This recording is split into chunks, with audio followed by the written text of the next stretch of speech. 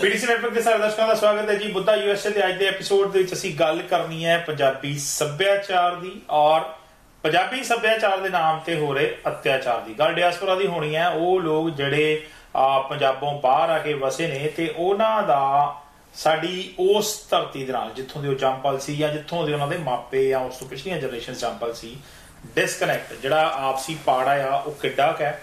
ਇਹਨੂੰ ਪੂਰਨ ਦੀਆਂ ਕੋਸ਼ਿਸ਼ਾਂ ਹੋ ਰਹੀਆਂ ਨੇ, ਕਿੱਦਾਂ ਦੀਆਂ ਹੋ ਰਹੀਆਂ ਨੇ, ਕਿੱਦਾਂ ਦੀਆਂ ਹੋਣੀਆਂ ਚਾਹੀਦੀਆਂ ਨੇ।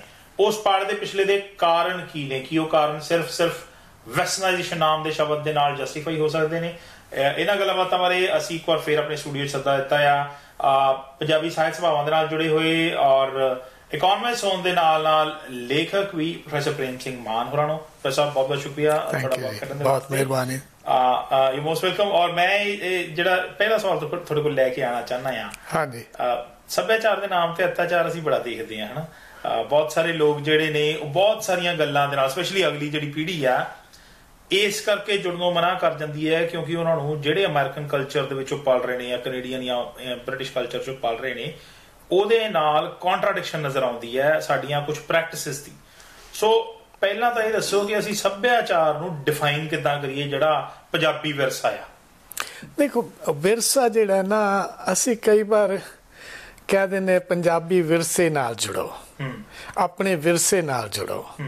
ਵਿਰਸਾ ਕੋਈ ਇਹੋ ਜਿਹੀ ਚੀਜ਼ ਨਹੀਂ ਜਿਹੜੀ ਫਿਕਸਡ ਹੈ, ਜਿਹੜੀ ਸਥਿਰ ਹੈ। ਵਿਰਸਾ ਹਮੇਸ਼ਾ ਚੇਂਜ ਹੁੰਦਾ ਰਹਿੰਦਾ। ਜਿਸ ਤਰ੍ਹਾਂ ਅਸੀਂ ਜਦੋਂ ਬੱਚੇ ਸੀ, ਅਸੀਂ ਪੈਦਾ ਹੋਏ ਸੀ, ਅਸੀਂ ਵੱਡੇ ਹੋਏ ਸੀ, ਉਹ ਜਿਹੜਾ ਵਿਰਸਾ ਸੀ ਉਹ ਬਿਲਕੁਲ ਵੱਖਰਾ ਸੀ 500 ਸਾਲ ਪਹਿਲਾਂ ਨਾਲੋਂ। ਹਾਂਜੀ, ਤੇ ਉਹ ਤੋਂ ਬਾਅਦ ਜਦੋਂ ਅਸੀਂ ਥੋੜੇ ਜਵਾਨ ਹੋ ਗਏ, ਫਿਰ ਜਿਹੜਾ ਨਵਾਂ ਵਿਰਸਾ ਆਇਆ ਉਹਦੇ ਵਿੱਚ ਹੋਰ ਚੇਂਜਸ ਆ ਗਈਆਂ। ਵਿਰਸਾ ਜਿਹੜਾ ਹਮੇਸ਼ਾ ਬਦਲਦਾ ਰਹਿੰਦਾ। ਸੋ ਹਰ ਪਿਛਲੀਆਂ ਜਨਰੇਸ਼ਨਾਂ ਜਿਹੜੀਆਂ ਅਗਲੀ ਵਾਸਤੇ ਆਪਣਾ ਵਿਰਸਾ ਖੜੀਆਂ ਕਰ। ਵਿਰਸਾ ਕੁਛ ਚੀਜ਼ਾਂ ਹਨ ਵਿਰਸੇ ਦੀਆਂ ਜਿਹੜੀਆਂ ਨਹੀਂ ਬਦਲਦੀਆਂ, ਕੁਛ ਜਿਹੜੀਆਂ ਚੀਜ਼ਾਂ ਬਦਲੀ ਜਾਣੀਆਂ। ਹਾਂਜੀ, ਜਿਵੇਂ ਹੁਣ ਜੇ ਕਹੀਏ ਸਾਡੇ ਪੰਜਾਬੀ ਵਿਰਸਾ, ਬੁੱਲੇ ਸ਼ਾਹ ਨਹੀਂ ਬਦਲਣਾ। ਬੁੱਲੇ ਸ਼ਾਹ ਸਾਡੇ ਵਿਰਸੇ ਦਾ ਅੰਗ ਹੈ। ਹਾਂਜੀ, ਤੇ ਗੁਰੂ ਨਾਨਕ, ਗੁਰੂ ਗੋਬਿੰਦ ਸਿੰਘ, ਸਾਰੇ ਗੁਰੂ, ਸਾਡੀ ਬਾਣੀ। ਹਾਂਜੀ, ਈਵਨ ਹਿੰਦੂਇਜ਼ਮ ਜਿਹੜਾ ਪੰਜਾਬ ਦਾ ਹੈ ਜਾਂ ਮੁਸਲਿਮ ਜੋ ਵੀ ਸਾਹਿਤ ਹੈ ਪੰਜਾਬ ਵਿੱਚ ਰਚਿਆ ਗਿਆ, ਉਹ ਸਾਡਾ ਵਿਰਸਾ ਉਹ ਨਹੀਂ ਬਦਲਣਾ, ਉਹ ਤਾਂ ਸਥਿਰ ਹੈ, ਉਹ ਹਮੇਸ਼ਾ ਵਾਸਤੇ ਸਾਡੇ ਨਾਲ ਰਹਿਣਾ। ਹਾਂਜੀ, ਤੇ ਸ਼ਾਹ ਹੁਸੈਨ, ਹਾਂਜੀ, ਸ਼ਾਹ ਮੁਹੰਮਦ ਦਾ ਕਿੱਸਾ, ਹੀਰ ਵਾਰਿਸ, ਹਾਂਜੀ, ਉਹ ਕਦੇ ਨਹੀਂ ਬਦਲਣੀ। ਸ਼ਿਵ ਕੁਮਾਰ, ਹਾਂਜੀ, ਉਹ ਸਾਡਾ ਵਿਰਸਾ ਹਮੇਸ਼ਾ ਲਈ ਵਿਰਸਾ ਰਹਿਣਾ। ਜਦੋਂ ਤੱਕ ਪੰਜਾਬੀ ਬੋਲੀ ਜਿਹੜੀ ਉਹ ਹੈ, ਜਿਉਂਦੀ ਹੈ, ਉਦੋਂ ਤੱਕ ਇਹ ਵਿਰਸਾ ਜਿਹੜਾ ਸਾਡਾ ਇਹ ਨਹੀਂ ਕਦੇ ਖਤਮ ਹੋਣਾ। ਬਾਕੀ ਸਭ ਕੁਛ ਬਦਲਦੇ। ਦੇਖੋ, ਜਦੋਂ ਅਸੀਂ ਬੱਚੇ ਸੀ, ਹਾਂਜੀ, ਉਦੋਂ ਸੁਰਿੰਦਰ ਕੌਰ, ਪ੍ਰਕਾਸ਼ ਕੌਰ ਦੇ ਗੀਤ ਜ਼ਿਆਦਾ ਸੀਗੇ ਚੱਲਦੇ। ਜਮਲਾ ਜੱਟ ਦਾ ਜ਼ਮਾਨਾ ਸੀ, ਹਾਂਜੀ, ਆਸਾ ਸਿੰਘ ਮਸਤਾਨਾ ਦਾ ਜ਼ਮਾਨਾ ਸੀ। ਫਿਰ ਉਹ ਜ਼ਮਾਨਾ ਗੁਜ਼ਰ ਗਿਆ। ਉਹ ਤੋਂ ਬਾਅਦ ਹੰਸਰਾਜ ਹੰਸ ਤੇ ਗੁਰਦਾਸ ਦਾ ਜ਼ਮਾਨਾ ਆਇਆ ਜਿਹੜਾ ਕਿ ਬਿਲਕੁਲ ਵੱਖਰਾ ਵਿਰਸਾ ਸੀ। ਹਾਂਜੀ, ਫਿਰ ਉਹ ਤੋਂ ਬਾਅਦ ਜਿਹੜਾ ਵਿਰਸਾ ਬਿਲਕੁਲ ਹੀ ਬਦਲ ਗਿਆ ਜਦੋਂ ਜ਼ੈਜ਼ੀ ਬੈਂਸ ਆਇਆ। ਉਹ ਤੋਂ ਬਾਅਦ ਦਾ ਜ਼ਮਾਨਾ ਹੀ ਬਿਲਕੁਲ ਵੱਖਰਾ ਹੋ ਗਿਆ। ਹਾਂਜੀ, ਕੋਈ ਜ਼ਮਾਨਾ ਸੀ ਸਾਡਾ ਵਿਰਸਾ ਜਿਹੜਾ ਸੀ ਉਹਦੇ ਵਿੱਚ ਪੁਰਾਣੀ ਪਿੰਡ ਦੀ ਕੁੜੀ ਫਿਲਮ, ਪਤਾ ਨਹੀਂ ਤੁਸੀਂ ਦੇਖੀ ਕਿ ਨਹੀਂ, ਜਿਹੜੀ ਕਿ ਨਿਸ਼ੀ ਤੇ ਸ਼ਾਇਦ ਉਹ ਵਰਿੰਦਰ ਸੀ ਜਾਂ ਕੌਣ ਸੀ ਉਹਦੇ ਨਾਲ, ਕਮਾਲ ਦੀ ਫਿਲਮ ਸੀ। ਪੋਸਤੀ, ਹਾਂਜੀ, ਇਹੋ ਜਿਹੀਆਂ ਫਿਰ ਲੌਂਗ ਦਾ ਲਸ਼ਕਾਰਾ, ਹਾਂਜੀ, ਇਹੋ ਜਿਹੀਆਂ ਫਿਲਮਾਂ ਸੀ ਜਿਹੜਾ ਸਾਡੇ ਵਿਰਸੇ ਨੂੰ ਦਰਸਾਉਂਦੀਆਂ ਸੀ। ਉਸ ਵਿਰਸੇ ਤੋਂ ਬਾਅਦ ਫਿਰ ਚੱਲਿਆ, ਫਿਰ ਆ ਗਈਆਂ ਹਰ ਚੀਜ਼ ਨਹੀਂ ਫੜ ਕੇ ਇਹੀ ਤੇ ਇਹੀ ਜੱਟਾਂ ਦੀ ਫੇਰ ਦਿੱਤੀ। ਜੱਟ ਦਾ ਗੰਡਾਸਾ, ਜੱਟ ਦਾ ਆ, ਜੱਟ ਦਾ ਉਹ ਤੇ ਸਿਵਾਏ ਇਹਨਾਂ ਫਿਲਮਾਂ ਵਾਲਿਆਂ ਨੂੰ ਕੁਝ ਸੁਝਦਾ ਹੀ ਨਹੀਂ ਸੀ ਹੋਰ। ਹਾਂਜੀ, ਉਹ ਤੋਂ ਬਾਅਦ ਫਿਰ ਹਰਭਜਨ ਮਾਨ ਦੇ ਆਉਣ ਨਾਲ ਫਿਲਮਾਂ ਨੇ ਫਿਰ ਮੋੜ ਲਿਆ ਥੋੜਾ ਵਧੀਆ ਵੱਲ ਨੂੰ। ਗੁਰਦਾਸ ਮਾਨ ਨੇ ਬਾਅਦ 'ਚ ਫਿਰ ਕਈ ਫਿਲਮਾਂ ਸੋਹਣੀਆਂ ਬਣਾਈਆਂ, ਪਰ ਹਰਭਜਨ ਮਾਨ ਨੇ ਬਹੁਤ ਸੋਹਣੀਆਂ ਬਣਾਈਆਂ। ਉਹ ਤੋਂ ਬਾਅਦ ਇੱਕ ਜਿਹੜਾ ਸਾਡਾ ਫਿਲਮਾਂ ਦਾ ਰੁਝਾਨ ਹੈ ਉਹ ਬਹੁਤ ਵਧੀਆ, ਕੁਝ ਗੰਭੀਰ ਫਿਲਮਾਂ ਵੀ ਬਣ ਰਹੀਆਂ ਨੇ। ਹਾਂਜੀ, ਹਾਂਜੀ। ਸੋ ਉਹ ਕਲਚਰਲ ਐਸਪੈਕਟ ਜਿਹੜਾ ਹੈ ਉਹ ਟੈਂਜੀਬਲ ਨਹੀਂ ਹੈ, ਉਹ ਚੇਂਜੇਬਲ ਹੈ। ਉਹ ਚੇਂਜੇਬਲ ਹੈ, ਉਹ ਡਾਇਨਾਮਿਕ ਹੈ, ਉਹ ਸਥਿਰ ਨਹੀਂ ਹੈ, ਫਿਕਸ ਨਹੀਂ ਹੈ, ਸਟੈਟਿਕ ਨਹੀਂ ਹੈ, ਉਹ ਚੱਲਦਾ ਹੈ ਹਮੇਸ਼ਾ ਤੇ ਬਦਲਦਾ ਰਹਿੰਦਾ। ਇਸੇ ਤਰ੍ਹਾਂ ਸਾਡੀਆਂ ਪੁਸ਼ਾਕਾਂ, ਹਾਂਜੀ, ਹੁਣ ਕਈ ਲੋਕ ਕਹਿ ਦਿੰਦੇ ਆ ਕਿ ਔਰਤਾਂ ਨੂੰ ਚੁੰਨੀਆਂ ਲਾਓ, ਵੀ ਤੁਸੀਂ ਤਾਂ ਆਦਮੀਆਂ ਨੇ ਧੋਤੀਆਂ ਲਾਉਣੀਆਂ ਛੱਡ ਦਿੱਤੀਆਂ ਤਾਂ ਔਰਤਾਂ ਕਿਉਂ ਨਾ ਚੁੰਨੀਆਂ ਲੈਣੀਆਂ ਛੱਡਣ? ਕੋਡ ਆਫ ਕੰਡਕਟ ਕਿਉਂ ਤੁਸੀਂ ਜ਼ਬਰਦਸਤੀ ਇੰਪੋਜ਼ ਕਰ ਰਹੇ ਹੋ? ਹਾਂਜੀ, ਤੁਸੀਂ ਸਿਰਫ ਔਰਤਾਂ ਤੇ ਇਹ ਕਿਉਂ ਇੰਪੋਜ਼ ਕਰ ਰਹੇ ਹੋ ਕਿ ਉਹਨਾਂ ਲਈ ਔਰਤਾਂ ਲਈ ਚੁੰਨੀਆਂ ਲੈਣੀਆਂ, ਸਲਵਾਰਾਂ ਕਮੀਜ਼ਾਂ ਪਾਉਣੀਆਂ ਜਾਂ ਸਾੜੀ ਪਾਉਣੀ ਜ਼ਰੂਰੀ ਹੈ, ਪਰ ਆਦਮੀ ਜਿਹੜੇ ਉਹਨਾਂ ਨੂੰ ਜਿਹੜੇ ਪੁਰਾਣੀਆਂ ਚਾਦਰਾਂ ਦਾ ਬੇਲਾ ਜਾਂ ਕੁੜਤੇ ਪਜਾਮਿਆਂ ਦਾ ਉਹ ਖਤਮ ਹੋ ਕੇ ਪੈਂਟਾਂ ਵੱਲ ਆ ਗਿਆ। ਸੋ ਜਿਹੜਾ ਇਹ ਕਲਚਰ ਹੈ ਵੀ ਸਮੇਂ ਦੇ ਨਾਲ ਬਦਲਣਾ, ਕਿਉਂਕਿ ਜਿਉਂ-ਜਿਉਂ ਦੂਜੇ ਮੁਲਕਾਂ ਦਾ ਜਿਹੜੇ ਐਡਵਾਂਸਡ ਮੁਲਕ ਹੈ ਉਹਨਾਂ ਦਾ ਅਸਰ ਹੁੰਦਾ, ਉਹਦੇ ਨਾਲ ਜਿਹੜਾ ਕਲਚਰ ਹੈ ਨਾ ਉਹ ਬਦਲਦਾ। ਸਵਾਲ ਵੱਲ ਵਾਪਸ ਹੁਣ ਲੈ ਕੇ ਆਉਣਾ ਹੈ, ਜਦੋਂ ਅਸੀਂ ਕਲਚਰਲ ਕਲੈਸ਼ ਦੀ ਗੱਲ ਕਰਦੇ ਹਾਂ, ਨੈਕਸਟ ਜਨਰੇਸ਼ਨ ਦੇ ਕਲੈਸ਼ ਦੀ, ਤਾਂ ਉੱਥੇ ਸ਼ਾਇਦ ਇਹੀ ਸਵਾਲ ਉਹਨਾਂ ਬੱਚਿਆਂ ਦੇ ਦਿਮਾਗ 'ਚ ਆਉਂਦਾ ਹੈ ਕਿ ਇਸ ਮੁਲਕ ਦੇ ਵਿੱਚ ਕੱਪੜੇ ਦਾ ਸਾਈਜ਼ ਤੇ ਬੜੀ ਨਿਗੂਣੀ ਜੀ ਚੀਜ਼ ਆ, ਉਹਦਾ ਕੋਈ ਡਿਸਕਸ਼ਨ ਨਹੀਂ ਹੋਣਾ ਚਾਹੀਦਾ, ਜਦੋਂ ਕਿ ਸਾਡੇ ਘਰਾਂ 'ਚ ਲੜਾਈਆਂ ਇਸ ਗੱਲ ਤੇ ਪੈ ਜਾਂਦੀਆਂ ਨੇ, ਬਾਕੀ ਮਸਲੇ ਪਾਸੇ ਰਹਿ ਜਾਂਦੇ ਨੇ। ਲੜਾਈਆਂ ਦਾ ਕਾਰਨ ਇਹ ਹੈ ਕਿ ਅਸੀਂ ਕਈ ਵਾਰ ਬਹੁਤ ਸਟਬਰਨ ਹੁੰਦੇ ਹਾਂ, ਅੜਬਾਈ ਕਰਦੇ ਹਾਂ ਕਿ ਮਾਈ ਵੇ ਇਜ਼ ਦਾ ਓਨਲੀ ਵੇ। ਹਾਂਜੀ, ਜਿਹੜੀ ਜ਼ਿੰਦਗੀ ਹੈ ਨਾ, it's not one way street, it's two way street. ਹਾਂਜੀ, ਕਿ ਜੇ ਆਪਣਾ ਰਿਸ਼ਤਾ ਹੈ, ਮੰਨ ਲਓ ਦੋਸਤੀ ਦਾ, ਇਹ ਦੋਸਤੀ ਦਾ ਰਿਸ਼ਤਾ ਤਦੇ ਹੀ ਨਿਭ ਸਕਦਾ ਜੇ ਕਦੇ ਮੈਂ ਤੁਹਾਡੀ ਮੰਨਾਂ, ਕਦੇ ਤੁਸੀਂ ਮੇਰੀ ਮੰਨ ਲਓ। ਜੇ ਮੈਂ ਕਹਾ ਕਿ ਤੁਸੀਂ ਹਮੇਸ਼ਾ ਮੇਰੀ ਮੰਨੋ ਤਾਂ ਰਿਸ਼ਤਾ ਕਿੰਨਾ ਚਿਰ ਨਿਭੇਗਾ? ਜੰਮਣ ਵਾਲੇ ਮਾਂ-ਬਾਪ ਵੀ ਕਿਉਂ ਨਾ ਹੋਣ। ਸੋ ਇਸੇ ਤਰ੍ਹਾਂ ਜਿਹੜਾ ਮਾਂ ਪਿਓ ਤੇ ਪੁੱਤਰਾਂ ਧੀਆਂ ਦਾ ਰਿਸ਼ਤਾ ਉਹ ਤਦੇ ਹੀ ਸੋਹਣਾ ਬਣ ਸਕਦਾ, ਤਦੇ ਨਿਭ ਸਕਦਾ ਜੇ ਅਸੀਂ ਇੱਕ ਦੂਜੇ ਨੂੰ ਸੁਣੀਏ। ਜੇ ਮਾਂ ਪਿਓ ਕਹਿਣ ਕਿ ਪੁੱਤਰ ਧੀਆਂ ਹਮੇਸ਼ਾ ਹੀ ਸਾਡੀ ਮੰਨਣ, ਇਹ ਨਹੀਂ ਹੋਣਾ। ਪੁਰਾਣੇ ਜ਼ਮਾਨੇ ਵਿੱਚ ਇਹ ਹੁੰਦਾ ਸੀ, ਕਿਉਂਕਿ ਪੁਰਾਣੇ ਜ਼ਮਾਨੇ 'ਚ ਇਹ ਸੀ ਕਿ ਪੁੱਤਰ ਧੀਆਂ ਮਾਂ ਪਿਓ ਤੇ ਡਿਪੈਂਡ ਕਰਦੇ ਸੀ, ਉਹਨਾਂ ਦਾ ਕੋਈ ਫਾਈਨੈਂਸ਼ੀਅਲ ਸੋਰਸਿਸ ਹੋਰ ਨਹੀਂ ਸੀ ਹੁੰਦਾ। ਹਾਂਜੀ, ਜੇ ਕਿਸਾਨਾਂ ਦੇ ਪੁੱਤ ਆ, ਉਹਨੇ ਖੇਤੀ ਕਰਨੀ ਹੈ, ਘਰੇ ਹੀ ਰਹਿਣਾ, ਉਹਨੇ ਕਿਤੇ ਹੋਰ ਬਾਹਰ ਨਹੀਂ ਜਾਣਾ, ਉਹਨਾਂ ਨੂੰ ਨਿਰਭਰ ਉਹ ਆਪਣੇ ਪੇਰੈਂਟਸ ਤੇ ਸੀ। ਜੇ ਕੋਈ ਲੁਹਾਰ ਦਾ ਪੁੱਤਰ ਹੈ ਤਾਂ ਉਹਨੇ ਉੱਥੇ ਹੀ ਲੁਹਾਰੀ ਕਰਨੀ ਹੈ ਤੇ ਉਹਨੇ ਵੀ ਪਿਓ ਤੇ ਨਿਰਭਰ ਰਹਿਣਾ। ਹਾਂਜੀ, ਸੋ ਇਸ ਤਰ੍ਹਾਂ ਹਰ ਕਿੱਤੇ ਵਿੱਚ ਜਿਹੜੇ ਬੱਚੇ ਸੀ ਨਾ, ਉਹ ਮਾਂ ਪਿਓ ਤੇ ਨਿਰਭਰ ਕਰਦੇ ਸੀ ਤੇ ਉਹਨਾਂ ਨੂੰ ਕਿਹਾ ਮੰਨਣਾ ਪੈਂਦਾ ਸੀ। ਉਦੋਂ ਮਾਂ ਪਿਓ ਕੁੱਟ ਵੀ ਲੈਂਦੇ ਸੀ, ਉਹਨੂੰ ਸਹਿਣਾ ਪੈਂਦਾ ਸੀ। ਮੈਂ ਖੁਦ ਕੁੱਟ ਖਾਧੀ ਹੈ, ਸ਼ਾਇਦ ਤੁਸੀਂ ਵੀ ਖਾਧੀ ਹੋਵੇ। ਹਾਂਜੀ, ਸੋ ਪਰ ਉਹ ਜ਼ਮਾਨਾ ਬਦਲ ਗਿਆ। ਅੱਜ ਕੱਲ੍ਹ ਬੱਚੇ ਮਾਂ ਪਿਓ ਤੇ ਉਹਨੇ ਨਿਰਭਰ ਨਹੀਂ ਹੈ, ਕਿਉਂਕਿ ਜਿਹੜਾ ਗਲੋਬਲਾਈਜੇਸ਼ਨ ਦਾ ਜ਼ਮਾਨਾ ਆ ਗਿਆ, ਉਹਦੇ ਨਾਲ ਇੰਡਸਟਰੀਅਲਾਈਜੇਸ਼ਨ ਹੋਣ ਦੇ ਨਾਲ ਬੱਚੇ ਉਸ ਕਿੱਤੇ 'ਚ ਘੱਟ ਜਾਂਦੇ ਜਿਸ 'ਚ ਮਾਂ ਪਿਓ ਹੋਣ। ਓਪਰਚੁਨਿਟੀਜ਼ ਖੁੱਲ ਰਹੀਆਂ ਨੇ। ਸੋ ਹੁਣ ਜਦੋਂ ਅਸੀਂ ਉਸ ਸਿਚੁਏਸ਼ਨ ਨੂੰ ਦੇਖਦੇ ਹਾਂ ਤਾਂ ਇੱਥੇ ਆ ਕੇ ਫਿਰ ਜ਼ਿੰਮੇਵਾਰੀ ਕਿਹਦੀ ਵੱਧ ਬਣਦੀ ਹੈ? ਜਦੋਂ ਅਸੀਂ ਬਾਰ-ਬਾਰ ਜ਼ਿੰਮੇਵਾਰੀ ਇਹਦੇ ਪਾ ਦਿੰਦੇ ਹਾਂ, ਅਗਲੀ ਪੀੜ੍ਹੀ ਆਪਣਾ ਸੱਭਿਆਚਾਰ ਨਹੀਂ ਜਾਣਦੀ, ਅਗਲੀ ਪੀੜ੍ਹੀ ਆਪਣੇ ਸੱਭਿਆਚਾਰ ਨਾਲ ਨਹੀਂ ਜੁੜਦੀ, ਤਾਂ ਆਖਰ ਜ਼ਿੰਮੇਵਾਰੀ ਕਿਹਦੀ ਕਿੰਨੀ ਬਣਦੀ? ਕੀ ਕਰਨ ਲੋਕ ਉਸ ਸੱਭਿਆਚਾਰ ਨਾਲ ਉਸ ਪੀੜ੍ਹੀ ਨੂੰ ਜੋੜਦੇ ਆ? ਜ਼ਿੰਮੇਵਾਰੀ ਸਾਰਿਆਂ ਦੀ ਹੈ, ਹਾਂਜੀ, ਪੇਰੈਂਟਸ ਦੀ ਵੀ ਹੈ, ਬੱਚਿਆਂ ਦੀ ਵੀ ਹੈ, ਪਰ ਜ਼ਿੰਮੇਵਾਰੀ ਜਾਨੀ ਕਿਸ ਕੰਮ ਲਈ? ਜੇ ਦੇਖੀਏ ਤਾਂ ਜ਼ਿੰਮੇਵਾਰੀ ਮਾਂ ਪਿਓ ਦੀ ਇਹ ਹੈ ਕਿ ਮਾਂ ਪਿਓ ਬੱਚਿਆਂ ਨੂੰ ਪਾਲਣ, ਅੱਛੀ ਤਰ੍ਹਾਂ ਪਾਲਣ, ਉਹਨਾਂ ਨੂੰ ਐਜੂਕੇਸ਼ਨ ਦੇਣ। ਅਸੀਂ ਹਿੰਦੁਸਤਾਨੀ ਪੇਰੈਂਟਸ ਦਾ ਇੱਕ ਬੜਾ, ਮੈਂ ਕਹਿ ਦਿੰਦਾ ਉਹਨਾਂ ਇੱਕ ਮਾੜਾ ਸੁਭਾਅ ਆ ਕਿ ਅਸੀਂ ਕਹਿੰਦੇ ਜੇ ਸਾਡਾ ਬੱਚਾ ਡਾਕਟਰ ਜਾਂ ਇੰਜੀਨੀਅਰ ਨਹੀਂ ਬਣਿਆ ਤਾਂ ਫੇਲ ਹੋ ਗਿਆ, ਉਹ ਸਕਸੈਸਫੁਲ ਨਹੀਂ ਹੋਣਾ। ਤੂੰ ਚਾਹੇ ਡਾਕਟਰ ਬਣਨਾ, ਚਾਹੇ ਇੰਜੀਨੀਅਰ ਬਣਨਾ, ਨਹੀਂ ਤਾਂ ਤੂੰ ਹਾਂਜੀ ਤੂੰ ਫੇਲ ਹੈ। ਪਰ ਨਹੀਂ, ਬੱਚੇ ਨੂੰ ਫਰੀडम ਦਿਓ। ਅੱਜ ਦੇ ਜ਼ਮਾਨੇ ਵਿੱਚ ਜੋ ਵੀ ਬੱਚਾ ਬਣਨਾ ਚਾਹੁੰਦਾ, ਹੋ ਸਕਦਾ ਉਹਨੂੰ ਡਾਕਟਰ ਬਣਨਾ ਪਸੰਦ ਹੀ ਨਹੀਂ, ਉਹਨੂੰ ਇੰਜੀਨੀਅਰ ਬਣਨਾ ਪਸੰਦ ਹੀ ਨਹੀਂ। ਅਸੀਂ ਸਪੋਰਟਸ ਵੱਲ ਬਹੁਤ ਘੱਟ ਧਿਆਨ ਦਿੱਤਾ। ਇੱਥੇ ਬਾਹਰ ਆ ਕੇ ਅਮਰੀਕਾ ਕੈਨੇਡਾ ਵਿੱਚ ਸਾਡੇ ਕਿੰਨੇ ਕੁ ਬੱਚੇ ਜਿਹੜੇ ਸਪੋਰਟਸ ਵਿੱਚ ਹੈ?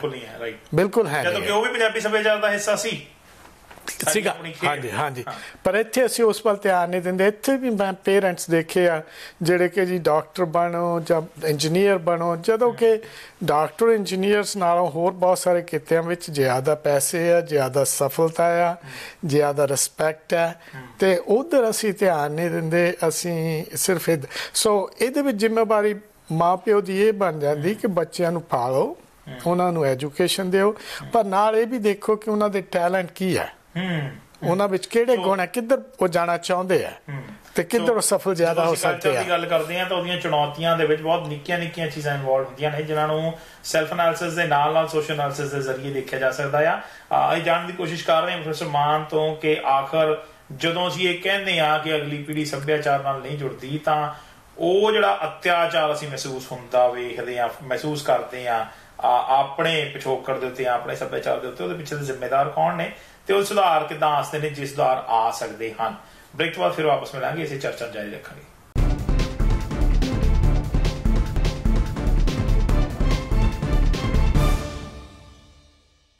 ब्रेक तो बाद गलबात का सिलसिला फिर जारी है। प्रोफेसर प्रेम सिंह मान साडे विचकार मौजूद ने। ਅਸੀਂ ਗੱਲ ਕਰ ਰਹੇ ਹਾਂ ਪੰਜਾਬੀ ਸੱਭਿਆਚਾਰ ਨੂੰ ਡਾਇਸਪੋਰਾ ਦੇ ਨਾਲ ਰਿਲੇਟਡ ਚੁਣੌਤੀਆਂ ਦੀ, ਯਾਨੀ ਕਿ ਉਹ ਲੋਕ ਜਿਹੜੇ ਇੰਡੀਆ ਤੋਂ ਬਾਹਰ ਵਸੇ ਹੋਏ ਨੇ, ਪੰਜਾਬੀ ਮੂਲ ਦੇ ਨੇ, ਔਰ ਉਹਨਾਂ ਨੂੰ ਮਹਿਸੂਸ ਹੁੰਦਾ ਆ ਕਿ ਸਾਡਾ ਸੱਭਿਆਚਾਰ ਜਿਹੜਾ ਅਗਲੀਆਂ ਪੀੜ੍ਹੀਆਂ ਤੱਕ ਨਹੀਂ ਜਾ ਰਿਹਾ, ਉਹਦੇ ਪਿੱਛੇ ਜ਼ਿੰਮੇਵਾਰੀ ਕਿਹਦੀ ਹੈ ਔਰ ਉਹਨੂੰ ਫਿਕਸ ਕਿੱਦਾਂ ਕੀਤਾ ਜਾ ਸਕਦਾ ਹੈ। ਪ੍ਰੋਫੈਸਰ ਸਾਹਿਬ, ਆਪਾਂ ਇਹ ਤੇ ਗੱਲ ਕਰ ਲਈ ਕਿ ਬਜ਼ੁਰਗਾਂ ਦੀ, ਮਾਪਿਆਂ ਦੀ ਜ਼ਿੰਮੇਵਾਰੀ ਕੀ ਹੈ।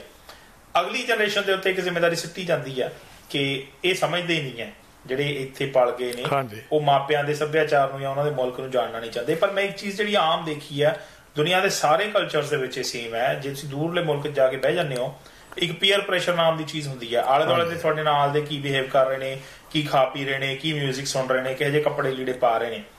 ਜਿਹੜੇ ਬੱਚੇ ਨੇ ਜ਼ਿੰਦਗੀ ਦਾ ਇੱਕ ਵੱਡਾ ਹਿੱਸਾ ਸਕੂਲ 'ਚ ਜਾਂ ਦੋਸਤਾਂ ਨਾਲ ਗੁਜ਼ਾਰਨਾ ਆ, ਉਹਦੇ ਉੱਤੇ ਉਹ ਪ੍ਰੈਸ਼ਰ ਵੱਖਰਾ ਆ। ਉਹ ਇਕੱਲੇ ਇੱਕ ਮਾਂ ਤੇ ਇੱਕ ਬਾਪ ਦਾ ਪ੍ਰੈਸ਼ਰ ਉਹ ਕਿੱਦਾਂ ਝੱਲ ਲਊ ਤੇ ਮੰਨ ਲਊ, ਤੇ ਉਹ ਇੱਕ ਨਵਾਂ ਪੂਰਾ ਹੋਮਵਰਕ ਕਿੱਦਾਂ ਕਰੂਗਾ? ਕਿਆ ਉਹਦੇ ਤੇ ਜ਼ਿੰਮੇਵਾਰੀ ਸਿੱਟੀ ਜਾ ਸਕਦੀ ਹੈ? ਹਾਂ, ਸਿੱਟੀ ਜਾ ਸਕਦੀ, ਪਰ ਇੱਥੇ ਸਭ ਤੋਂ ਵੱਡੀ ਜ਼ਿੰਮੇਵਾਰੀ ਪੇਰੈਂਟਸ ਤੇ ਆਉਂਦੀ ਆ। ਪ੍ਰੋਬਲਮ ਇਹ ਹੈ ਕਿ ਜਦੋਂ ਅਸੀਂ ਹਿੰਦੁਸਤਾਨ ਤੋਂ ਇੱਥੇ ਆਉਂਦੇ ਆ ਬਾਹਰਲੇ ਮੁਲਕਾਂ ਵਿੱਚ, ਤਾਂ ਅਸੀਂ ਜ਼ੀਰੋ ਤੋਂ ਸਟਾਰਟ ਕਰਦੇ ਹਾਂ। ਆਮ ਤੌਰ ਤੇ ਬਿਲਕੁਲ ਬੇਸਿਕ ਚੀਜ਼ ਤੋਂ ਸਟਾਰਟ ਕਰਦੇ ਹਾਂ, ਤੇ ਉਹ ਸਫਲਤਾ ਪ੍ਰਾਪਤ ਕਰਨ ਲਈ ਸਾਨੂੰ ਬਹੁਤ ਮਿਹਨਤ ਕਰਨੀ ਪੈਂਦੀ ਆ। ਕਈ ਥਾਈਂ ਮਾਂ ਪਿਓ ਦੋਏ ਕੰਮ ਕਰਦੇ ਆ। ਹਾਂਜੀ, ਬੱਚੇ ਘਰ ਇਕੱਲੇ, ਬੱਚਿਆਂ ਵੱਲ ਬਹੁਤਾ ਧਿਆਨ ਨਹੀਂ ਦਿੱਤਾ ਜਾਂਦਾ। ਤੇ ਅਸੀਂ, ਜਿਵੇਂ ਮੈਂ ਕਿਹਾ ਸੀ ਪਹਿਲਾਂ ਵੀ, ਕਿ ਅਸੀਂ ਇਸ ਤੇ ਜ਼ੋਰ ਦਿੰਦੇ ਹਾਂ ਕਿ ਬੱਚੇ ਡਾਕਟਰ ਬਣ, ਇੰਜੀਨੀਅਰ ਬਣ, ਪੈਸਾ ਕਮਾਉਣ, ਪਰ ਅਸੀਂ ਇਸ ਪਾਸੇ ਘੱਟ ਧਿਆਨ ਦਿੰਦੇ ਹਾਂ ਕਿ ਬੱਚੇ ਦਾ ਇਖਲਾਕ ਡਿਵੈਲਪ ਕਰੀਏ, ਉਹਦੇ ਇਖਲਾਕ ਵੱਲ ਧਿਆਨ ਦਈਏ, ਉਹਨੂੰ ਇਹ ਸਮਝਾਈਏ ਕਿ ਜ਼ਿੰਦਗੀ ਵਿੱਚ ਇਮਾਨਦਾਰੀ, ਸੱਚ ਤੇ ਰਿਸਪਾਂਸਿਬਿਲਿਟੀ ਬਹੁਤ ਜ਼ਰੂਰੀ ਹੈ। ਹਾਂਜੀ, ਆਪਣੀਆਂ ਗਲਤੀਆਂ ਨੂੰ ਮੰਨਣਾ, ਹਾਂਜੀ, ਸੱਚ ਬੋਲਣਾ, ਇਮਾਨਦਾਰੀ ਨਾਲ ਜ਼ਿੰਦਗੀ ਗੁਜ਼ਾਰਨੀ, ਇਹ ਡਾਕਟਰ ਜਾਂ ਇੰਜੀਨੀਅਰ ਬਣਨਾ ਉਹ ਜ਼ਿਆਦਾ ਜ਼ਰੂਰੀ ਹੈ। ਹਾਂਜੀ, ਪੈਸਾ ਵੀ ਜ਼ਰੂਰੀ ਹੈ, ਪਰ ਜੇ ਤੁਹਾਡੇ ਕੋਲ ਇੰਨਾ ਪੈਸਾ ਜਿਹਦੇ ਨਾਲ ਤੁਹਾਡਾ ਅੱਛਾ ਗੁਜ਼ਾਰਾ ਹੋ ਰਿਹਾ, ਤਾਂ ਫਿਰ ਤੁਹਾਨੂੰ ਹੋਰ ਪੈਸੇ ਦੀ ਜ਼ਰੂਰਤ ਨਹੀਂ ਹੈ। ਬੱਚਿਆਂ ਦੇ ਨਾਲ ਕਨੈਕਟ ਕਰੀਏ। ਹਾਂਜੀ, ਤੇ ਜੇ ਮਾਂ ਪਿਓ ਆਪਣੀ ਜ਼ਿੰਦਗੀ ਥੋੜੀ ਇਮਾਨਦਾਰੀ ਨਾਲ ਗੁਜ਼ਾਰਦੇ ਆ, ਸੱਚ ਬੋਲਦੇ ਆ, ਤਾਂ ਬਹੁਤੀ ਵਾਰ ਬੱਚੇ ਵੀ ਉਹਨੂੰ ਫੋਲੋ ਕਰਦੇ ਆ। ਜੇ ਮਾਂ ਪਿਓ ਬੇਈਮਾਨੀ ਕਰਨ, ਬੱਚੇ ਦੇਖਦੇ ਆ ਕਿ ਮਾਂ ਪਿਓ ਝੂਠ ਬੋਲਦੇ ਆ, ਹੇਰਾਫੇਰੀ ਕਰਦੇ, ਬੱਚਿਆਂ ਤੇ ਵੀ ਉਹ ਅਸਰ ਪੈਂਦਾ। ਸੋ ਫਿਰ ਬੱਚਿਆਂ ਦੀ ਰਿਸਪਾਂਸਿਬਿਲਿਟੀ ਵੀ ਆ ਜਾਂਦੀ ਹੈ ਕਿ ਉਹ ਆਪਣੇ ਜ਼ਿੰਦਗੀ ਨੂੰ ਸੁਧਾਰਨ, ਜ਼ਿੰਦਗੀ ਵੱਲ ਧਿਆਨ ਦੇਣ। ਪਰ ਉਹ ਦੇਖੋ, ਬੱਚੇ ਕਿਵੇਂ ਜ਼ਿੰਦਗੀ ਗੁਜ਼ਾਰਦੇ, ਇਬਾਰਤਾਂ ਕਿਹੜੀਆਂ ਲਿਖੀਆਂ ਜਾਣੀਆਂ ਨੇ ਉਹ ਆਪਣੇ ਆਪ ਨੇ ਡਿਸਾਈਡ ਕਰ ਸਕਦੇ। ਬੱਚੇ ਕਿਵੇਂ ਜ਼ਿੰਦਗੀ ਗੁਜ਼ਾਰਦੇ ਆ, ਉਹ ਤੇ ਕਈ ਚੀਜ਼ਾਂ ਦਾ ਅਸਰ ਪੈਂਦਾ। ਇੱਕ ਤਾਂ ਮਾਂ ਪਿਓ ਦਾ, ਕਿ ਮਾਂ ਪਿਓ ਕਿੱਦਾਂ ਰਹਿੰਦੇ, ਘਰ ਦਾ ਮਾਹੌਲ ਕੀ ਹੈ। ਜੇ ਘਰ 'ਚ ਲੜਾਈ ਹੋਏਗੀ ਹਮੇਸ਼ਾ, ਤਾਂ ਬੱਚੇ ਵੀ ਗਾਹਾਂ ਹੀ ਸਿੱਖਣਗੇ। ਜੇ ਪੈਸੇ ਲਈ ਮਾਂ ਪਿਓ ਬਹੁਤ ਪੈਸੇ ਲਈ ਸਿਰਫ ਧਿਆਨ ਦਿੰਦੇ, ਹੋਰ ਕਿਸੇ ਚੀਜ਼ ਵੱਲ ਧਿਆਨ ਨਹੀਂ ਦਿੰਦੇ, ਬੱਚੇ ਵੀ ਉਹੀ ਕਰਨਗੇ। ਸੋ ਜਿਹੜਾ ਘਰ ਦਾ ਮਾਹੌਲ ਹੈ ਨਾ, ਉਹ ਬੱਚੇ ਦਾ ਕਰੈਕਟਰ, ਬੱਚੇ ਦਾ ਅਖਲਾਕ ਉਹਨੂੰ ਡਿਟਰਮਿਨ ਕਰਦਾ। ਦੂਸਰੇ ਸਕੂਲਾਂ ਵਿੱਚ ਕਿ ਪੀਅਰ ਪ੍ਰੈਸ਼ਰ, ਕਿਹੋ ਜਿਹਾ ਸਕੂਲਾਂ ਵਿੱਚ ਬੱਚੇ ਜਾਂਦੇ ਆ, ਉੱਥੇ ਕੀ ਸਿੱਖਦੇ ਆ, ਕਿਹੋ ਜਿਹੇ ਉਹਨਾਂ ਦੇ ਅਧਿਆਪਕ ਆ, ਕਿਹੋ ਜਿਹੇ ਉਹਨਾਂ ਦੇ ਨਾਲ ਬੱਚੇ ਪੜ੍ਹਨ ਵਾਲੇ ਆ, ਕਿਸ ਮਾਹੌਲ ਵਿੱਚ, ਕਿਸ ਵਾਤਾਵਰਨ ਵਿੱਚ ਉਹ ਬਾਹਰ ਵਿਚਰਦੇ ਆ। ਹਾਂਜੀ, ਜੇ ਹੁਣ ਤੁਸੀਂ ਉਸ ਇਲਾਕੇ ਵਿੱਚ ਰਹਿੰਦੇ ਆ ਜਿੱਥੇ ਸੁਦਾ ਕ੍ਰਾਈਮ ਹੈ, ਜਿੱਥੇ ਗੈਂਗਸ ਰਹਿੰਦੇ ਆ, ਤਾਂ ਫਿਰ ਤੁਹਾਡੇ ਬੱਚੇ ਉਹੋ ਜਿਹੇ ਬਣਨੇ ਆ। ਜੇ ਤੁਸੀਂ ਉਸ ਥਾਂ ਰਹੋਗੇ ਜਿੱਥੇ ਜਿਹੜਾ ਮਾਹੌਲ ਆ ਬਾਹਰ, ਘਰ ਤੋਂ ਬਾਹਰ ਦਾ, ਉਹ ਅੱਛਾ ਆ, ਤਾਂ ਫਿਰ ਤੁਹਾਡੇ ਬੱਚੇ ਵੀ ਅੱਛੇ ਬਣਨਗੇ। ਕਰਦੇ ਆ ਤੇ ਇਕੱਲੇ ਮਾਪਿਆਂ ਦੇ ਉੱਤੇ ਜ਼ਿੰਮੇਵਾਰੀ ਛੱਡ ਦੇਣੀ ਕੀ ਜਾਇਜ਼ ਹੈ, ਜਾਂ ਈਵਨ ਬੱਚਿਆਂ ਦੇ ਉੱਤੇ? ਆਪਾਂ ਇਨਸਾਨ ਨੂੰ ਸੋਸ਼ਲ ਐਨੀਮਲ ਕਹਿੰਦੇ ਆ, ਠੀਕ ਹੈ ਜੀ, ਸਮਾਜਿਕ ਜਾਨਵਰ ਹੈ। ਬਿਲਕੁਲ, ਸਮਾਜ ਦੀਆਂ ਕੁਝ ਅਹੁਦੇਦਾਰ, ਕੁਝ ਮੌਤਬਰ ਜਥੇਬੰਦੀਆਂ ਵੀ ਹੁੰਦੀਆਂ ਨੇ, ਬੇਸ਼ੱਕ ਉਹ ਧਾਰਮਿਕ ਹੋਣ ਜਾਂ ਸੋਸ਼ਲ ਹੋਣ, ਉਹ ਕਿੱਥੇ ਖੜਦੀਆਂ ਨੇ ਆ ਕੇ? ਦੇਖੋ, ਧਾਰਮਿਕ, ਸਾਡੇ ਪ੍ਰੋਬਲਮ ਇਹ ਹੈ ਕਿ ਅਸੀਂ ਬਾਹਰ ਆ ਕੇ ਨਾ ਥਾਂ ਤੇ ਗੁਰਦੁਆਰੇ ਬਣਾ ਲਏ ਆ। ਹਾਂਜੀ, ਤੇ ਮੈਂ ਹੁਣ ਤੁਹਾਨੂੰ ਕਹਾਂ ਵੀ ਜਿਵੇਂ ਨਿਊਯਾਰਕ ਵਿੱਚ ਪਹਿਲਾਂ ਇੱਕ ਗੁਰਦੁਆਰਾ ਸੀ, ਉਹ ਫਿਰ ਜੱਟਾਂ ਨੇ ਸਾਂਭ ਲਿਆ। ਤੇ ਲਵਾਣਿਆਂ ਨੇ ਵੱਖਰਾ ਬਣਾ ਲਿਆ। ਫਿਰ ਲਵਾਣਿਆਂ ਵਿੱਚ ਲੜਾਈ ਹੋ ਗਈ, ਉਹਨੇ 2 ਬਣਾ ਲਿਆ। ਫਿਰ ਜਿਹੜੇ ਰਾਮਗੜੀਏ ਸੀ ਉਹ ਕਹਿੰਦੇ ਸਾਨੂੰ ਕੋਈ ਨਹੀਂ ਨੇੜੇ ਲੱਗਣ ਦਿੰਦਾ, ਉਹਨਾਂ ਨੇ ਗੁਰਦੁਆਰਾ ਵੱਖਰਾ ਬਣਾ ਲਿਆ। ਗੁਰਦੁਆਰੇ ਦਾ ਕਨਸੈਪਟ ਹੈ ਪਹਿਲਾਂ ਤਾਂ ਉਹਦੇ ਨਾਲ ਹੀ ਲੜਾਈ ਕਰ ਲਈ ਸਭ ਨੇ। ਫਿਰ ਕੋਈ ਗੁਰਦੁਆਰਾ ਆਹ ਗੁਰਦੁਆਰਾ ਉੱਤੇ ਪਾਪਿਆਂ ਦਾ ਕੰਟਰੋਲ ਹੈ, ਇਹ ਰਵਿਦਾਸੀਆਂ ਨੇ ਬਣਾ ਲਿਆ। ਸੋ ਅਸੀਂ ਜਦੋਂ ਇਸ ਤਰ੍ਹਾਂ ਲੜਦੇ ਆ ਨਾ, ਜਦੋਂ ਸਾਡੇ ਬੱਚੇ ਦੇਖਦੇ ਆ ਕਿ ਅਸੀਂ ਤਾਂ ਇਹ ਜਾਤਾਂ ਦੇ ਬੇਸ ਤੇ ਗੁਰਦੁਆਰੇ ਵੀ ਬਣ ਲਏ ਤਾਂ ਗੁਰਦੁਆਰੇ ਜਾਣਾ ਹੀ ਨਹੀਂ ਚਾਹੁੰਦੇ। ਸੋ ਕਲਚਰ ਨੂੰ ਤਾਂ ਖੁਦ ਹੀ ਚੁਣੌਤੀ ਦੇਤੀ, ਅਸੀਂ ਕਲਚਰ ਦੇ ਨਾਲ ਕੰਟਰਡਿਕਸ਼ਨ ਖੜੀ ਕਰ। ਹਾਂਜੀ, ਤੇ ਫਿਰ ਇਹਨਾਂ ਗੁਰਦੁਆਰਿਆਂ 'ਚ ਪੁਲਿਸ ਆਉਂਦੀ ਆ, ਕਿਰਪਾਨਾਂ ਚੱਲਦੀਆਂ, ਬਰਛੇ ਚੱਲਦੇ ਆ, ਲੜਾਈ ਝਗੜੇ ਹੁੰਦੇ ਆ। ਤੇ ਮੈਂ ਦੇਖਿਆ ਬਹੁਤ ਸਾਰੇ ਬੱਚੇ ਕਹਿੰਦੇ ਇਹੋ ਜਿਹਾ ਥਾਂ ਅਸੀਂ ਜਾ ਕੇ ਸਿੱਖਣਾ ਕੀ ਹੈ। ਸੋ ਸਾਨੂੰ ਚਾਹੀਦਾ ਕਿ ਪਹਿਲਾਂ ਤੇ ਧਾਰਮਿਕ ਸਥਾਨ ਹੈ ਨਾ, ਇਹ ਜਾਤਾਂ ਨਾਲ ਨਾ ਬਣੀਏ।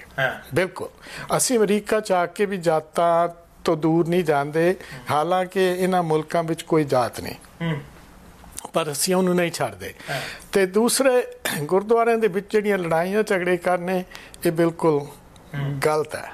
ਗਲਤੀ ਨਹੀਂ, ਬਹੁਤ ਦਰਦਨਾਕ ਗੱਲ ਹੈ ਸਾਡੇ ਲਈ, ਸ਼ਰਮਨਾਕ ਗੱਲ ਹੈ। ਹਾਂਜੀ, ਤੇ ਤੀਸਰੇ ਇਹ ਆ ਵੀ ਅਸੀਂ ਗੁਰਦੁਆਰੇ ਤਾਂ 200-200 400-400 ਏਕੜ ਵਿੱਚ ਬਣਾ ਲੈਂਦੇ ਆ। ਲਓ ਜੀ ਸੰਗਮਰਮਰ ਲਾ ਦਿਓ, ਇਹ ਕਰ ਲਓ, ਉਹ ਕਰ ਲਓ, ਪਰ ਅਸੀਂ ਆਪਣੀ ਕਮਿਊਨਿਟੀ ਵੱਲ ਧਿਆਨ ਨਹੀਂ ਦਿੰਦੇ ਕਿ ਅਸੀਂ ਜਗ੍ਹਾ ਨੂੰ ਕਲਚਰਲ ਸੈਂਟਰ ਦੇ ਤੌਰ ਤੇ ਕਨਵਰਟ ਅਸੀਂ ਉੱਥੇ ਬਿਲਕੁਲ ਨਹੀਂ ਕਰਦੇ ਇਹੋ ਜਿਹਾ ਬੱਚਿਆਂ ਲਈ ਕੁਝ ਕਰੀਏ। ਹਾਂਜੀ, ਬੱਚਿਆਂ ਨੂੰ ਕੋਈ ਸਿੱਖਿਆ ਦਈਏ, ਸਿਰਫ ਧਾਰਮਿਕ ਸਿੱਖਿਆ ਨਹੀਂ, ਦੂਸਰੀ ਵੀ ਉਹਨਾਂ ਦੇ ਅਖਲਾਕ, ਉਹਨਾਂ ਨੂੰ ਇਮਾਨਦਾਰੀ, ਉਹਨਾਂ ਨੂੰ ਸੱਚ ਤੇ ਇਹੋ ਜਿਹਾ ਲੈਕਚਰ ਦਿੱਤੇ ਜਾਣ ਜਿਨ੍ਹਾਂ ਨਾਲ ਬੱਚਿਆਂ ਦਾ ਜਿਹੜਾ ਕੈਰੈਕਟਰ ਹੈ ਨਾ ਉਹ ਵਧੀਆ ਹੋ ਸਕੇ। ਹਾਂਜੀ, ਸਿਰਫ ਉਹਨਾਂ ਨੂੰ ਜਿਹੜਾ ਧਰਮ ਵੱਲ ਧਿਆਨ ਨਹੀਂ ਉਹਨਾਂ ਦਾ ਦੇਣਾ ਚਾਹੀਦਾ। ਤੇ ਦੂਸਰੇ ਬਹੁਤ ਸਾਰੇ ਸਾਡੇ ਬਜ਼ੁਰਗ, ਬਹੁਤ ਸਾਰੀਆਂ ਔਰਤਾਂ ਰੁਲ ਰਹੇ ਆ, ਅਸੀਂ ਉਹਨਾਂ ਵੱਲ ਧਿਆਨ ਦਿੰਦੇ। ਧਾਰਮਿਕ ਸਥਾਨ ਵੱਲ ਲੈ ਕੇ ਆਉਣਾ ਚਾਹੁੰਦਾ ਸੀ। ਮੈਂ ਇਹ ਜਾਣਨਾ ਚਾਹੁੰਦਾ ਹਾਂ ਕਿ 2 ਪਾਰਟਸ ਦੇ ਵਿੱਚ ਜਿਹੜੇ ਸੀਨੀਅਰ ਨੇ ਜਾਂ ਬਜ਼ੁਰਗ ਨੇ ਉਹਨਾਂ ਨੂੰ ਜਾਂ ਤੇ ਘਰਾਂ 'ਚ ਤਾੜ ਦਿੰਦੇ ਆ, ਜਾਂ ਅਸੀਂ ਕਹਿੰਦੇ ਆ ਸੀਨੀਅਰ ਸੈਂਟਰ ਚੱਲ ਜਾਓ, ਜਿਹੜੇ ਕਿ ਇੱਕ ਵਧੀਆ ਮੋਟੀਵੇਸ਼ਨ ਦਾ, ਗਾਈਡੈਂਸ ਦਾ ਸੋਰਸ ਹੋ ਸਕਦੇ ਨੇ ਇਹੀ ਗੁਰਦੁਆਰਾ 'ਚ ਕਲਚਰਲ ਸੈਂਟਰਸ ਵਿੱਚ। ਦੂਜੇ ਪਾਸੇ ਕਿਆ ਜੇ ਅਸੀਂ ਪੰਜਾਬੀਆਂ ਦੀ ਗੱਲ ਕਰੀਏ, ਪੰਜਾਬ ਇੱਕ ਰਿਸੋਰਸ ਕੇਂਦਰ ਦੇ ਤੌਰ ਤੇ ਕੰਮ ਕਰ ਸਕਦਾ ਸਾਡੇ ਇਹਨਾਂ ਮੁਲਕਾਂ ਦੇ ਵਾਸਤੇ? ਕਰ ਸਕਦਾ, ਪਰ ਹੁਣ ਪੰਜਾਬ ਤੋਂ ਸਾਨੂੰ ਬਹੁਤੀ ਆਸ ਨਹੀਂ ਰੱਖਣੀ ਚਾਹੀਦੀ ਬਾਹਰ, ਕਿਉਂਕਿ ਬਾਹਰ ਪੈਸਾ ਇੰਨਾ ਆਉਂਦਾ ਗੁਰਦੁਆਰਿਆਂ ਕੋਲ ਜਿਹਦੇ ਨਾਲ ਬਹੁਤ ਸਾਰੀਆਂ ਸਹੂਲਤਾਂ ਆਪਣੇ ਲੋਕਾਂ ਨੂੰ ਦੇ ਸਕਦੇ ਆ। ਅਸੀਂ ਜਿਹੜਾ ਧਰਮ ਦਾ ਸਥਾਨ ਹੈ ਉਹ ਤਾਂ ਸਿੰਪਲ ਵੀ ਹੋਵੇ ਤਾਂ ਠੀਕ ਹੈ, ਉਹਦੇ 'ਚ ਕੋਈ ਸੰਗਮਰਮਰ ਦੀ ਲੋੜ ਨਹੀਂ ਹੈ, ਕੋਈ ਐਕਸਪੈਂਸਿਵ ਚੀਜ਼ਾਂ ਲਾਉਣ ਦੀ ਲੋੜ ਨਹੀਂ ਹੈ। ਗੁਰਦੁਆਰਾ ਜਾਂ ਮੰਦਿਰ ਜਾਂ ਮਸਜਿਦ ਉਹ ਤਾਂ ਸਿੰਪਲ ਬਿਲਡਿੰਗ ਵੀ ਹੋ ਸਕਦੀ ਹੈ, ਪਰ ਅਸੀਂ ਆਪਣੇ ਲੋਕਾਂ ਵੱਲ ਧਿਆਨ ਦਈਏ। ਇਸ ਤਰ੍ਹਾਂ ਜਿੰਨਾ ਪੈਸਾ ਗੁਰਦੁਆਰੇ ਵਿੱਚ ਆਉਂਦਾ ਉਹਦੇ ਨਾਲ ਕੁਝ ਬੱਸਾਂ, ਮਿੰਨੀ ਬੱਸਸ ਲਾ ਕੇ ਜਿਹੜੇ ਬਜ਼ੁਰਗ ਆ ਉਹਨਾਂ ਨੂੰ ਰੋਜ਼ ਭਾਵੇਂ ਗੁਰਦੁਆਰੇ ਲਿਜਾਂਦਾ ਜਾਵੇ, ਜਾਂ ਕੁਝ ਇਹੋ ਜਿਹਾ ਉੱਥੇ ਅਪਾਰਟਮੈਂਟ ਬਣਾ ਦਿੱਤੇ ਜਾਣ ਜਿੱਥੇ ਅਬਿਊਜ਼ ਵਿਮਨ, ਸਾਡੀਆਂ ਬਹੁਤ ਸਾਰੀਆਂ ਔਰਤਾਂ ਜਿਹੜੀਆਂ ਇੰਡੀਆ ਤੋਂ ਆ ਕੇ ਇੱਥੇ ਅਬਿਊਜ਼ ਕੀਤੀਆਂ ਜਾਂਦੀਆਂ, ਉਹਨਾਂ ਦੀ ਹਾਲਤ ਬਹੁਤ ਮਾੜੀ ਹੁੰਦੀ ਹੈ, ਉਹਨਾਂ ਨੂੰ ਰਹਿਣ ਲਈ ਜਗ੍ਹਾ ਦਿੱਤੇ ਜਾ। ਬਿਲਕੁਲ, ਹਾਂਜੀ। ਸੋ ਤੁਸੀਂ ਜਿਹੜੀ ਐਗਜ਼ਾਮਪਲ ਦੇ ਰਹੇ ਹੋ ਉਸ ਐਗਜ਼ਾਮਪਲ ਨੂੰ ਪ੍ਰੈਕਟੀਕਲੀ ਔਰ ਇਹ ਕੋਡ ਵੀ ਕੀਤਾ ਜਾਂਦਾ ਆ, ਜਿਊ ਕਮਿਊਨਿਟੀ ਨੇ ਕੀਤਾ ਹੈ। ਉਹਨਾਂ ਦਾ ਸਿਨੇਗੋਗ ਬਹੁਤ ਜ਼ਿਆਦਾ ਲੰਮਾ ਚੌੜਾ ਨਹੀਂ ਹੁੰਦਾ, ਪਰ ਕਲਚਰਲ ਸੈਂਟਰ ਕ੍ਰੀਏਟ ਕੀਤੇ ਨੇ ਉਹਨਾਂ ਨੇ ਸਕੂਲਸ ਬਣਾਏ ਨੇ, ਹਸਪੀਟਲ ਬਣਾਏ ਨੇ, ਕਾਲਜਸ ਬਣਾਏ ਨੇ, ਜਿਹਦੇ 'ਚ ਸ਼ਾਇਦ ਅਸੀਂ ਫੇਲ ਰਹੇ ਹਾਂ। ਹਾਂਜੀ, ਹੁਣ ਅਮਰੀਕਾ ਵਿੱਚ ਪ੍ਰੋਬਲਮ ਥੋੜੀ ਘੱਟ ਹੈ, ਪਰ ਕੈਨੇਡਾ ਵਿੱਚ ਖਾਸ ਕਰਕੇ ਸਰੀ ਤੇ ਬਰੈਂਪਟਨ ਵਿੱਚ ਮੈਂ ਸੁਣਿਆ ਕਿ ਸਾਡੇ ਡਰੱਗਸ ਦੀ ਬਹੁਤ ਪ੍ਰੋਬਲਮ ਹੈ। ਉੱਥੇ ਦੇ ਗੁਰਦੁਆਰੇ ਉਹਨਾਂ ਬੱਚਿਆਂ ਲਈ ਕੁਝ ਕਰ ਸਕਦੇ ਆ, ਡਰੱਗ ਰੀਹੈਬ ਸੈਂਟਰਸ ਬਣਾ ਸਕਦੇ ਆ ਜਿੱਥੇ ਉਹਨਾਂ ਬੱਚਿਆਂ ਨੂੰ ਰੀਹੈਬ ਕੀਤਾ ਜਾਵੇ। ਹੁਣ ਸਾਡੇ ਬਹੁਤ ਸਾਰੇ ਇਹੋ ਜਿਹੇ ਡਰਾਈਵਰ ਹੈ, ਟਰੱਕ ਡਰਾਈਵਰ ਜਿਹੜੇ ਕੈਨੇਡਾ ਤੋਂ ਅਮਰੀਕਾ ਜਾਂ ਅਮਰੀਕਾ ਤੋਂ ਕੈਨੇਡਾ ਇਹਨਾਂ ਨੂੰ ਨਸ਼ੇ ਲਿਜਾਂਦੇ ਫੜੇ ਗਏ, ਜੇਲ੍ਹਾਂ ਵਿੱਚ ਬੈਠੇ ਆ। ਉਹਨਾਂ ਦੀ ਰੀਹੈਬ ਇਹੋ ਜਿਹਿਆਂ ਦੀ ਕਰਨ ਇਹਨਾਂ ਨੂੰ ਕੋਈ ਅੱਛੇ ਲੈਕਚਰ ਦੇਣੇ। ਹਾਂਜੀ, ਇਹਨਾਂ ਦੇ ਉਸ ਪਾਸੇ ਅਸੀਂ ਧਿਆਨ ਨਹੀਂ ਦਿੰਦੇ, ਥੋੜਾ ਇਸ ਪਾਸੇ ਧਿਆਨ ਸਾਨੂੰ ਦੇਣ ਦੀ ਲੋੜ ਹੈ। ਤੇ ਰਿਲੀਜੀਅਸ ਆਰਗੇਨਾਈਜੇਸ਼ਨਸ ਤੇ ਸਾਡੀਆਂ ਕਲਚਰਲ ਆਰਗੇਨਾਈਜੇਸ਼ਨਸ ਇਹ ਕੰਮ ਬਹੁਤ ਸਾਰਾ ਕਰ ਸਕਦੀਆਂ। ਹਾਂਜੀ, ਕਰ ਸਕਦੀਆਂ। ਸਾਹਿਬ ਬਹੁਤ ਡਿਟੇਲ ਦੇ ਵਿੱਚ ਤੁਸੀਂ ਜਿਹੜੇ ਸਿੰਪਟਮਸ ਨੇ ਸਾਡੀ ਸੋਸਾਇਟੀ ਦੇ ਨਾਲ ਬਿਮਾਰੀ ਖੜੀ ਕਰ ਰਹੇ ਉਹਨਾਂ ਨੂੰ ਡਿਫਾਈਨ ਕੀਤਾ ਆ, ਔਰ ਇਲਾਜ ਦੀ ਵੀ ਗੱਲ ਕੀਤੀ ਹੈ ਪ੍ਰੋਫੈਸਰ ਸਾਹਿਬ ਨੇ। ਪਰ ਇਲਾਜ ਜਿਹੜੇ ਨੇ ਇਕੱਲੀ ਸਲਾਹ ਦੇਣ ਨਾਲ ਹੋ ਨਹੀਂ ਜਾਣੇ, ਇਹਨਾਂ ਦੇ ਉੱਤੇ ਪ੍ਰੈਕਟੀਕਲੀ ਐਕਟ ਕਰਨਾ ਸਾਡਾ ਸਾਰਿਆਂ ਦਾ ਸਾਂਝਾ ਕੰਮ ਆ। ਵਨਸ ਅਗੇਨ ਕਿਸੇ ਇੱਕ ਵਾਸਤੇ ਨਹੀਂ ਸਾਡੀ ਆਡੀਅנס 'ਚ ਸਲਾਹ ਹੈਗੀ, ਇਹ ਸਾਰਿਆਂ ਦੀ ਸਲਾਹ ਆ। ਖਾਸ ਤੌਰ ਤੇ ਉਦੋਂ ਜਦੋਂ ਬੇਸ਼ੱਕ ਤੁਸੀਂ ਉਹਨੂੰ ਭਗਤੀ ਨਾਲ ਦਿੱਤਾ ਹੋਇਆ, ਸ਼ਰਧਾ ਨਾਲ ਦਿੱਤਾ ਹੋਇਆ ਫੰਡ ਕਹੋ, ਚੰਦਾ ਕਹੋ, ਜਾਂ ਤੁਹਾਡੀ ਸ਼ਰਧਾ ਦੇ ਸਿੰਪਲ ਪੈਸੇ ਕਹੋ, ਉਹਨਾਂ ਪੈਸਿਆਂ ਦੇ ਨਾਲ ਜਦੋਂ ਵੱਡੀਆਂ ਆਰਗੇਨਾਈਜੇਸ਼ਨਾਂ ਖੜੀਆਂ ਹੁੰਦੀਆਂ ਨੇ, ਚਾਹੇ ਉਹ ਗੁਰਦੁਆਰਾ ਸਾਹਿਬ ਹੈ, ਚਾਹੇ ਮੰਦਿਰ ਹੈ, ਮਸਜਿਦ ਹੈ, ਤਾਂ ਉੱਥੋਂ ਅਕਾਊਂਟੇਬਿਲਿਟੀ ਲੈਣ ਤੱਕ ਵੀ ਜਾਣਾ ਚਾਹੀਦਾ ਆ। ਉਹ ਮੈਨੇਜਮੈਂਟ ਕਮੇਟੀ ਵੀ ਆਪਣਾ ਰੋਲ ਸਮਝੇ ਜਿਹੜੀ ਉਹਨਾਂ ਥਾਵਾਂ ਨੂੰ ਚਲਾ ਰਹੀ ਹੈ, ਕਿ ਇਸੇ ਜਨਰੇਸ਼ਨ ਔਰ ਅਗਲੀ ਜਨਰੇਸ਼ਨ ਨੂੰ ਸੰਭਾਲਣ ਵਾਸਤੇ, ਤੁਸੀਂ ਉਸ ਕਨੈਕਟ ਨੂੰ ਕ੍ਰੀਏਟ ਕਰਨ ਵਾਸਤੇ ਉਹਨਾਂ ਦੇ ਫਾਇਦੇ ਲਈ ਵੀ ਕੁਝ ਕਰਨਾ ਆ। ਸਿਰਫ ਪੋਥੀਆਂ ਪੜ੍ਹਨ ਤੱਕ ਨਹੀਂ ਸੀਮਤ ਰਿਹਾ ਜਾ ਸਕਦਾ। ਫਿਲਹਾਲ ਪ੍ਰੋਫੈਸਰ ਸਾਹਿਬ ਇੱਕ ਵਾਰ ਫਿਰ ਬਹੁਤ ਬਹੁਤ ਸ਼ੁਕਰੀਆ ਬਹੁਤ ਮਿਹਰਬਾਨੀ ਦੇ ਵਾਸਤੇ ਔਰ ਆਪਣੇ ਵਿਚਾਰ ਸਾਂਝੇ ਕਰਨ ਦੇ ਵਾਸਤੇ। ਬੜੀ ਖੁਸ਼ੀ ਹੋਈ ਤੁਹਾਡੇ ਪ੍ਰੋਗਰਾਮ ਤੇ ਆ ਕੇ। ਔਰ ਅਗਲੇ ਕਿਸੇ ਇਸ਼ੂ ਦੇ ਉੱਤੇ ਚਰਚਾ ਦੇ ਲਈ ਇੱਕ ਵਾਰ ਫਿਰ ਤੁਹਾਨੂੰ ਜੁੜਾਂਗੇ। ਫਿਲਹਾਲ ਇਜਾਜ਼ਤ ਦਿਓ। Thank you.